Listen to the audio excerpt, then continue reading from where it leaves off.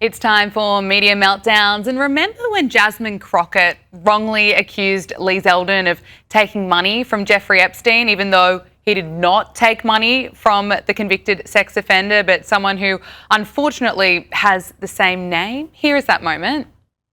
Who also took money from somebody named Jeffrey Epstein, as I had my team dig in very quickly. Mitt Romney, the NRCC, Lee Zeldin, George Bush, Win Red, McCain Palin, Rick Lazio. Well, Jasmine Crockett is sticking by that bright move of hers, admitting that she has no issue with lying from the House floor. Well, no, when I see the moment on the House where you seem to accuse Republican Lee Zeldin of taking money from Jeffrey Epstein, but it seemed like if it was not the same person, I wonder, is there times in which the rhetoric goes too far? Are there times in which you should say, maybe I messed that one up?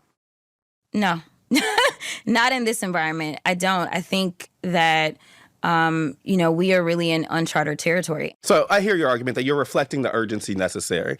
And so that's why it won't give an inch. Correct. Mm-hmm.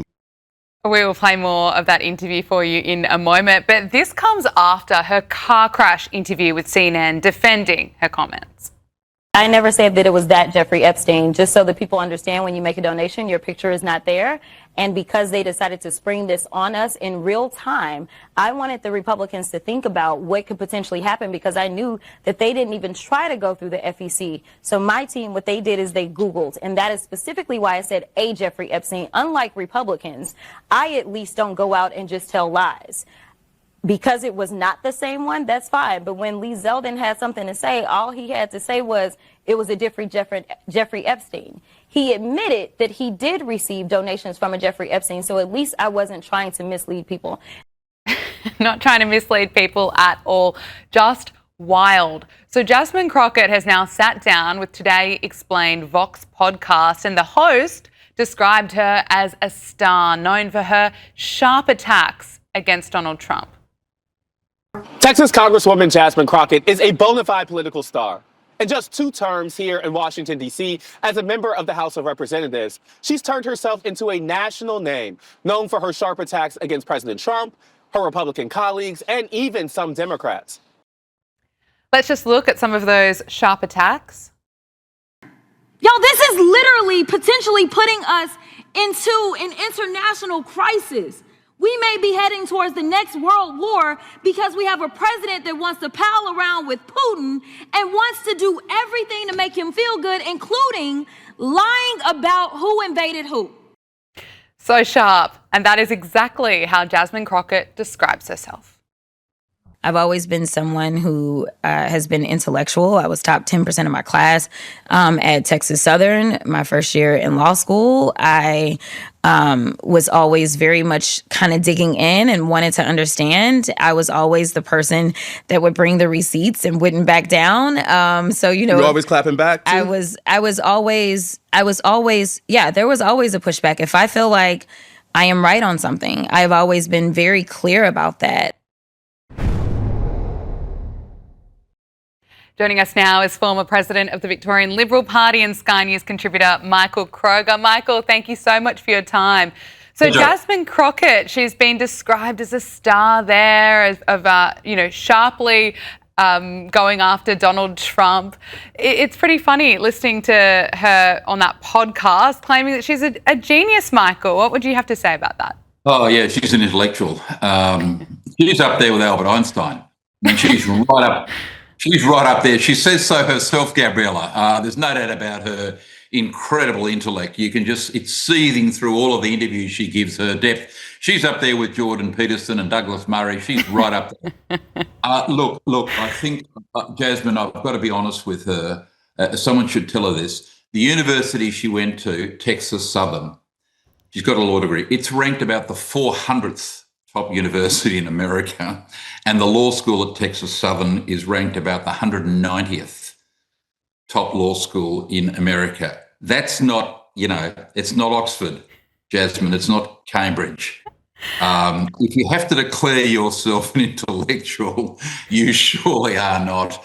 I think she's an embarrassment to the Democratic Party. one of these look at me Democrats who's got nothing of real substance to say except to hone in on the issue of the day, criticising Donald Trump, blah, blah. Let's hope the good people of Texas can see through her and we don't send another vacuous Democrat to the American Senate. Well, looking ahead, obviously a lot can change between now and 2028, but I want to get your sense of what we will be getting in the next US election as things stand right now. I mean, we've just heard from Jasmine Crockett. Last week, Kamala Harris relaunched her social media account, which is a disaster. Even CNN labelled it cringe. Vogue is writing puff pieces on Gavin Newsom, calling him handsome. What are we in for, Michael? Has Kamala Harris been to the border yet? Oh, that's what I want to know. Or been to Europe? I'm still waiting to hear on that. It all depends, in my view, Gabriella, on the economy. If the economy is strong, unemployment's down, wages growth is up, that's the number one issue in the Western world today in terms of, the majority of voter sentiment. If the American economy is strong, Trump will do much better in the midterms than expected, although historically, as we know, the incumbent president, Democrat or Republican, does badly in the midterms. So it depends very much on the state of the economy in October, November this year. And again, going into the 28 election, whether it's Vance or Rubio, again, it depends very much on the state of the American economy. Trump is seen to have succeeded with tariffs and all these economic changes, the deregulation, the cutting electricity prices, petrol prices, the cost of eggs. If he's seen to make life easy for the average American, then Vance or Rubio will win the presidency. But if not, if America is seen to be, having not done well, despite all these international triumphs, then it'd be hard to see Gavin Newsom not doing well, despite the fact that California is, as you said, a total basket case. It would be hard to see him not doing well. What's happening with the tensions between the US and Iran? Donald Trump has claimed that Israel and Iran both want to make a deal. Here he is being asked by Fox News whether a deal with Iran would ever really stick. Do you think a deal with Iran, with this current regime, would ever really stick? I don't know. I mean, I don't know. I know one thing. They want to make a deal. They wouldn't talk to anybody else, but they're talking to me. But, it's a good question. A lot of people say no. And I would say that I'd rather make a deal. It's got to be a good deal. No nuclear weapons, no missiles, no this, no that, all the different things that you want. But some people worry that they've been very dishonest with us over the years, right? Very dishonest. Obama and Biden, what they did in terms of creating a monster with Iran was terrible. That Iran nuclear deal was one of the dumbest deals I've ever seen. Michael Trump's reportedly considering sending more warships to Iran. Of course, Netanyahu's on his way to the White House for talks. What's going to happen here? So, Gabriella, he's going to take out the Iranian leadership. I personally can't believe, given everything that's happened in the Middle East, given everything Trump's done on the international stage, I cannot believe this president of the United States is going to make a deal with the Iranian regime. He knows, as Rubio knows, as Vance knows, that as soon as Trump and the Republicans leave office, any deal they do with the Iranians will be forgotten and extinguished by the Iranians. They don't fear Kamala Harris. They don't fear Gavin Newsom. They don't fear Jasmine Crockett. Any deal with Iran will last till 2028 and that'll be over. So I can't believe that he's going to leave 90 million Iranians hanging by a thread. This regime have like Hamas in Gaza, these people have kept, the Iranian people as prisoners ever since the Iranian Revolution in the late 1970s. I think he's playing for time. I think he's getting all his military assets in place. I think he's putting missile defence systems in the countries that are amongst his Arab allies who may not have had those defence systems in place. And I think most importantly, he's waiting for General Raisin Kane to tell him how any bombing of Iran will bring about regime change. There's no point bombing Iran if you don't bring about regime change. I think Trump has firmly fixed in his mind to get rid of this regime. Of course, they cannot be trusted. Once he's fixed up the Iranian regime, then we can look forward, Gabriella, to President Marco Rubio of Cuba by the end of the year, hopefully. Well, we'll be watching it very closely. I want to get your thoughts on what's happening in the UK before we talk about Australia. Of course, Keir Starmer is under more and more pressure to resign. He's been in the top job for just 18 months and he's been in the firing line over his decision to hire Peter Mandelson as the UK's ambassador to the US, despite being warned about his ties to Jeffrey Epstein. What's your assessment of this and how much longer does Starmer have left? Well, not that much longer, but they've got to agree on a challenger. There's 5 or 6, potential candidates for Angela Rayner down in the list of people that want to take over.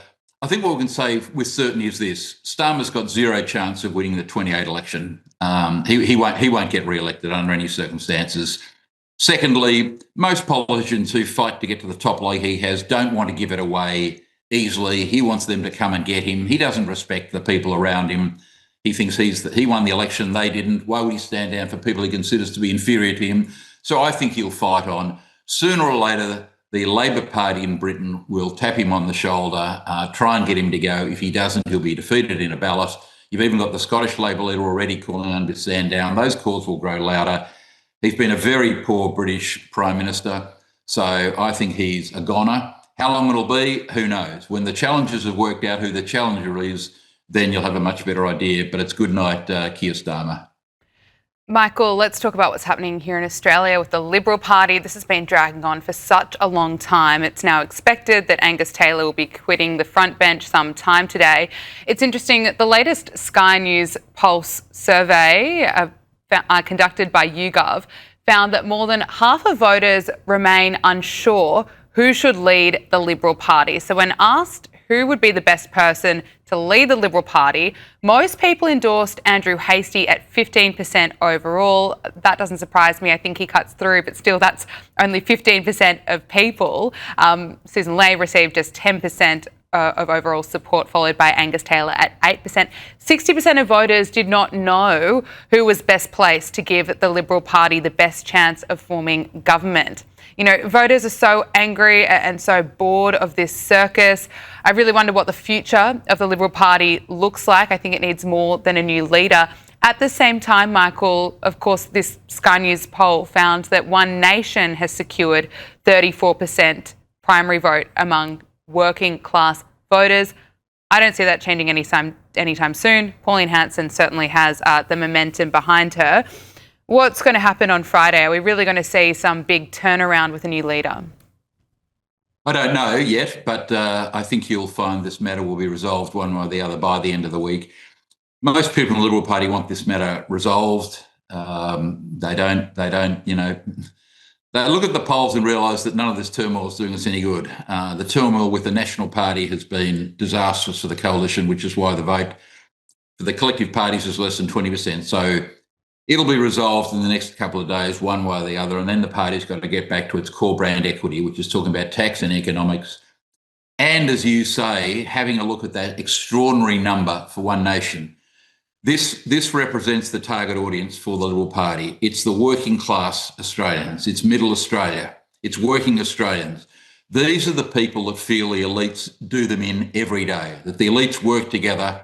They've got all the benefits, high salaries, tax advantages, government cars, handouts, freebies, subsidies, and that the working people are carrying the elites. And the universities, highly paid academics, highly paid public servants, et cetera, whilst a working family with a house and a mortgage and a couple of kids are doing it tough. That's how the electorate is thinking at the minute, which is why One Nation's vote is one of the reasons its vote is so high. It's also high, of course, because people in Australia are now fed up with mass migration into the country. They're seeing what's happening around the world. So it doesn't surprise me. The times, the economic and political times suit One Nation, and that's why their vote is so high. But for as far as we're concerned, let's hope we can get some clear air by Friday, because the coalition needs to get back to work to build its primary vote back into the 30s and hopefully by the next election into the 40s. It's got a lot of work to do to get there. Do you really think he could get there? Within the next 2 years, it's hard to see you getting into the 40s. But just as votes can collapse, they can recover quickly. I mean, One Nation's vote has gone from 6% at the May election, which is 9 months ago. It's gone from 6 to 28 primary vote. Well, in 9 months that's happened. There's Yeah, but 2 Pauline years Hanson's been consistent for decades. She has, but consistently low votes too. I mean, her polling has been 6% or less for most of the last 30 years. There have been times in Queensland early on, other times where it's gone beyond 10. But historically, the One Nation vote has been sub 10 for 30 years. Now it's blown to 28. The major parties have got to try and work out why. Not chase One Nation, but just reflect One Nation's concerns. That's why their vote is so high. You are an idiot. You're a political idiot if you look at that vote and dismiss it. It's now constant in every one of these polls. High 20s vote for One Nation. Well, if you don't look at that and think what's going on here, then you've learned nothing from history. Yeah, well, I don't see that changing for One Nation anytime soon. We have to leave it there. Former President of the Victorian Liberal Party and Sky News contributor Michael Kroger, thank you so much for joining us. Pleasure, Gab.